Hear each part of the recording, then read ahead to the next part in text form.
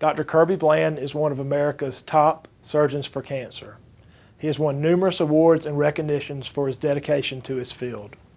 He is an honorary fellow in the Society of Black Academic Surgeons and has held the presidency of 5 surgical societies. His continuing impact began with his undergraduate degree from Auburn in 1964. Would you like today to meet a physician who is nationally and internationally renowned? Would you like to meet a physician that could talk about everything from Auburn football to tomorrow's medical happenings? Let me introduce you to Kirby Bland. After earning his medical degree from UAB in 1968, Dr. Bland served a tour of duty in the U.S. Army. Upon receiving commendation and an honorable discharge, Dr. Bland went on to serve as a research associate and surgical oncology fellow at the University of Texas MD Anderson Cancer Center in Houston. I was on the faculty there, and Dr. Bland was a fellow. He was technically very competent, and he was enthusiastic, and he loved his patients and took great care of them. Kirby is Kirby. He's kind of like Coke. He's the real thing. He's always been focused. He's always had the greater purpose of man in his mind, and he's always wanted to serve, and he's always been a leader. As a result of that, I think that's what's made him very successful in his field. Dr. Bland received what would become the first of many accolades in the field of cancer when he received the American Cancer Society Junior Faculty Clinical Fellow Award at the University of Louisville while serving as an Associate Professor of Surgery. One of the things that Kirby exemplifies is what an academic physician should be. He is a wonderful clinician. He is a tremendous trainer of the next generation of physicians, and he's a researcher finding cures and treatment for years and years from now. He does all 3 in one. In 1983, Dr. Bland would have the opportunity to work again with a friend he had met along his way. I called Dr. Bland up and said, Dr. Bland, Kirby, would you like to join me at Florida? He said, yeah, I would. And I said, why don't you come down for a visit? He said, I don't really need to. He said, there are only 2 or 3 things I need. I want to be in charge of the residency program. I want to be the associate chairman. And I said, I guess, great, come on down. While at Florida, Dr. Bland completed various clinical trials for the therapy of breast and colorectal cancer. I think that surgeons in this country would agree that during that period of time, we developed what is probably the best department of surgery. Dr. Bland has also served as principal investigator for the National Cancer Institute for Surgical Oncology. He's as much a Michael Jordan of the surgical field as Michael Jordan was with basketball. He has a reputation that is famous around the world, and as a result, he has name recognition, and he is pursued, and he has written textbooks to prove it. Dr. Bland would later serve as a professor and chair of surgery at Brown University in 1993. And in 1999, Kirby Bland returned to UAB, where he was appointed chair of the Department of Surgery and subsequently surgeon-in-chief at University Hospital and Kirkland Clinic. And he was in Birmingham to make the surgery department at UAB something spectacular, and he's done it. You look at his track record, it's almost like he's had a Midas touch. Wherever he's been, he has improved that organization, that institution. He's intelligent, he's smart.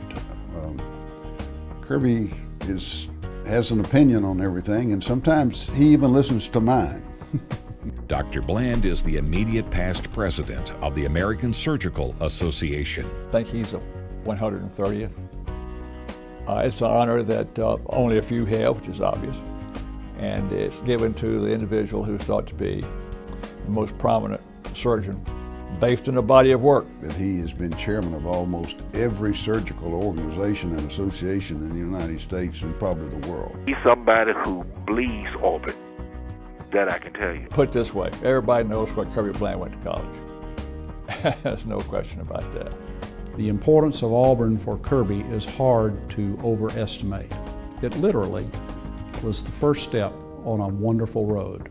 Worldwide, Kirby Bland is one of the most accomplished surgeons of our time. Kirby Bland, along with his wife Lynn, who he met while at Auburn, currently resides in Birmingham. Here he is serving as Division Director of General Surgery at University Hospital and Kirkland Center, and is also Senior Advisor to the Director of the UAB Comprehensive Cancer Center, a position Kirby had held from 2000 to 2009. He's quick to point out that he's at the University of Alabama at Birmingham and not at the University of Alabama. For his dedication and commitment in his field, in 2011, Dr. Bland received the Society of Surgical Oncology's Heritage Award for Lifetime Achievement. And now in 2012, the Auburn Alumni Association is also proud to bestow Kirby Bland with their most honorable award. Kirby Bland has received recognitions and honors from organizations and entities all over the world, literally. But for him, this recognition tonight, the Lifetime Achievement Award from Auburn University, is so special. And it's special because it comes from Auburn. And it's special because it recognizes his lifetime of work on behalf of others in the field of medicine. Well, Dr. Bland, I want to congratulate you on your Lifetime Achievement Award. Kirby, I think it's well deserved. I think you have given a lifetime of effort and you have achieved many things which reflects well on Auburn. Congratulations on the Lifetime Achievement Award.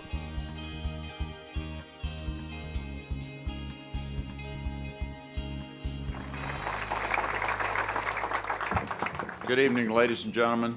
I thank all my colleagues for those kind introductions. It's more than I deserve. I want to thank you, distinguished guests, and then thank the Auburn Alumni Association for this incredible award. And to the past recipients, I congratulate you and those co-recipients tonight. Ladies and gentlemen, it is a true honor to be a recipient in 2012 for this incredible award. I'm particularly honored, as I say, to be co-honored with Dr. Davis, General Austin, and General Livingston, who, in my view, have made and provided significant contributions of humanity, valor, and contributions to the aerospace engineering program, because they've provided significant contributions to humanity, valor, as well as the preservation of liberty and peace in our great country. And I honor you as well. It is a great honor to be inducted with you this year. Also, I want to thank the Auburn family, the Auburn Alumni Association for this prestigious award, and the Board of Trustees, with a special thanks to President Jay Googe for his outstanding leadership as president of this incredible university. Also, great kudos to Tanya Matthews, Janet of the Planning Committee, who had just done an incredible job for the association to do this. But I also want to thank Kay Hargrave and her mother, Veronica Chestnut. She's my patient, actually, and she has just been extraordinary. They both work in athletics department and in the engineering department, and thank you. Also, I want to thank Sherry Roten of COSAM, the College of Science and Mathematics, my parent school of learning at Auburn. They were extraordinary. Now, ladies and gentlemen, there's many in the room from my hometown of Abbeville, Alabama. Abbeville, many of you have never heard of, southeast Alabama, Henry County, but you should know, I could give you a lecture on this if you wanted, but Henry County is the mother county of the state. Established approximately 1811. 8 years later, the state became in the Union as an organized in 1819. And President Googe, just last week, gave a birthday gift to the oldest Auburn alumnus from the county of Henry. Henry County, named after Patrick Henry. His name is William Doc Holly. He's from Headland, Alabama. He's 105 years old, in case you want to know. He's and received his doctorate of pharmacy, 1929, from the school right here in pharmacy when it was API. Now, the small town of Abbeville, Alabama, 2,600 people if all are at home, gave me the foundation of any success which I can be proud of, and truly I am. There are many in my class from kindergarten, grammar school over here who are with me tonight, and I'm greatly appreciative of the time you have traveled to be with me tonight. But you have helped establish my character and my life. It's so important to each of us. Also in the room over here is Dr. Bill Andrews and his wife Leanne, and also Dr. Bill Carroll, my colleague in the Department of Surgery, who's made innumerable contributions to otolaryngology. And also Martha McClendon, her two sons Kirk and Tom. Tom McClendon was my high school coach, and actually Bill Andrews as well. And boy, he was a disciplinarian, a tough guy who made you bleed on the field. If you don't believe it, just talk to any one of us who played on his football team. We won a lot of championships because of his diligence and his oversight, and I'm appreciative. But also in the room are several of my professional, lifetime friends, colleagues. Gerald New from Decatur, Mike Helms, who you just heard from, Barry Wilson of Montgomery. Tom Walker was my roommate in medical school. He's here, actually has sailed around the world 3 times, just left the West Coast to be with us tonight. Tom, thank you especially for being here tonight as well. George Salter and Dr. Lindsay Roberts, who was in veterinary school when I was here as well. All of these guys mean tremendously to my career. I also, most importantly, want to thank my dear wife of now 45 years. I've met Lynn in a school here, and actually she was a chemistry major. I was a chemistry major, a biomedical science major. Met Lynn in, appropriately, anatomy and physiology class here at Auburn. True story. Tom Walker, my good friend, I graduated early, and so Tom said, Kirby, you must take the history of American civilization. And so I signed up for this class. 35 of us started the next day because of problems with the instructor. There were 25 there. We started looking around the next day, there's 15, and by day 5, there were 3 of us left, and I had dropped an ad. I didn't know what drop an ad was until that event, and I signed up and I met my bride now 45 years. That was 47 years ago that we met. Without Lynn, clearly any success I had is based on her help. She's been there through the highs and lows of my career as a demanding surgeon, as you can imagine. So I'm most appreciative to her. Now, I also thank my incredible parents of 53 years. They were incredible. My sister's here, her husband Jack and their daughter Katie have been just with me all my years as well. But ladies and gentlemen, I owe hugely to this great university, Auburn University. We talk about Auburn University's spirit as the basis of formulation of tenacity, diligence, endurance in the teaching of young men and women, sense of responsibility and work. Again, hard work. It's in the Auburn Creed, as General Austin just depicted. It's very important. It's what it all starts with. And these principles started to me as a young biomedical student right here on the plain of Auburn as a person who realized you better work and you better make your grades or you're going nowhere if you want to be a physician. And fortunately, I had a lot of surrounding friends who were with me, and we all endured this, and we all have done okay. So it's my formative roots in COSAM, the College of Science and Mathematics. Wasn't called that then, but it today is such an outstanding university. Now, arguably, I am Auburn's biggest fan. Now, you may, as a lot of you in this room, I know are going to dispute that. You're going to say that you are. And actually, I've got several close friends in the room that came from the other side of the state. And they would say they can't understand that, but they're here. But Auburn's been very successful on the field, national champions in multiple sports.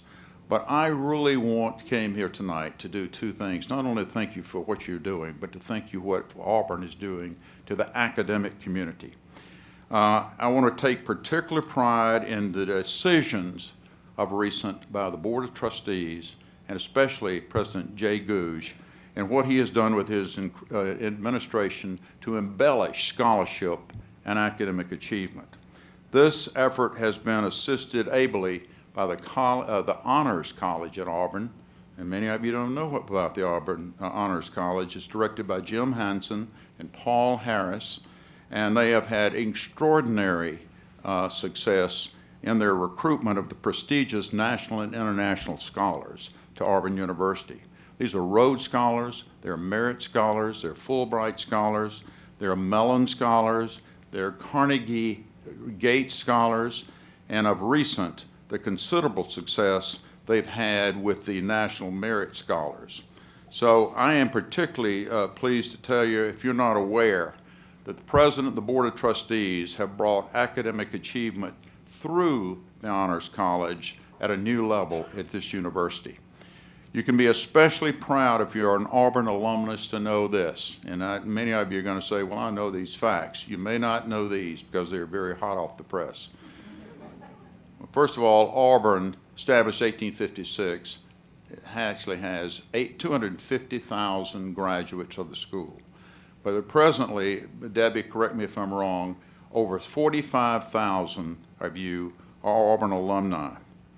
Of the 145 public universities in the United States, Auburn now ranks second nationally in 2011 for enrollment of National Merit Scholars.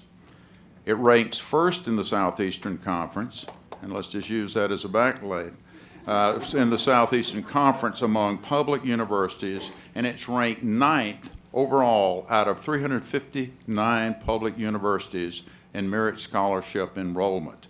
That includes the 9 Ivy League schools as well. Because of their focused emphasis on scholarship and on prioritization of this mission now, Auburn will enroll this year 181 new merit scholars, unless President Gouge knows something I don't know, and that is this summer. That's a 35% increase from 2010, right, Jay? Of these merit scholars, I'm pleased to tell you, Chuck, 30% of those are COSAM members. And presently in COSAM, 20% are in the Auburn Honors College. That's a huge achievement. In addition, Auburn will enroll this year 45 National Achievement Scholars from 19 states, another achievement to show the dedication of this great university.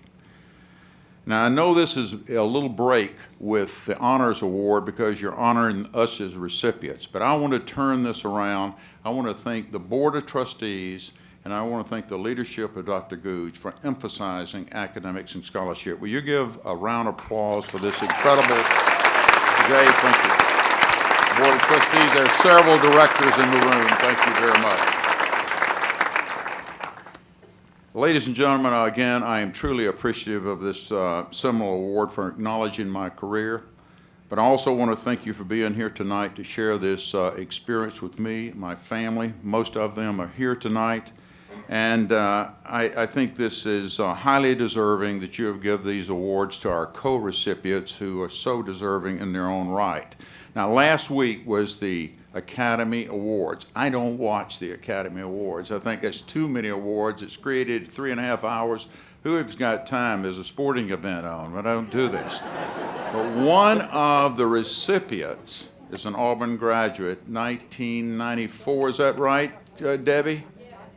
1994, Octavia Spencer. Octavia Spencer walks down the aisle, and she was discussing this on the red carpet, and then she says, I really owe hugely to the state of Alabama, especially Auburn University, and by the way, War Eagle. War Eagle. And thank you so much. May God bless you.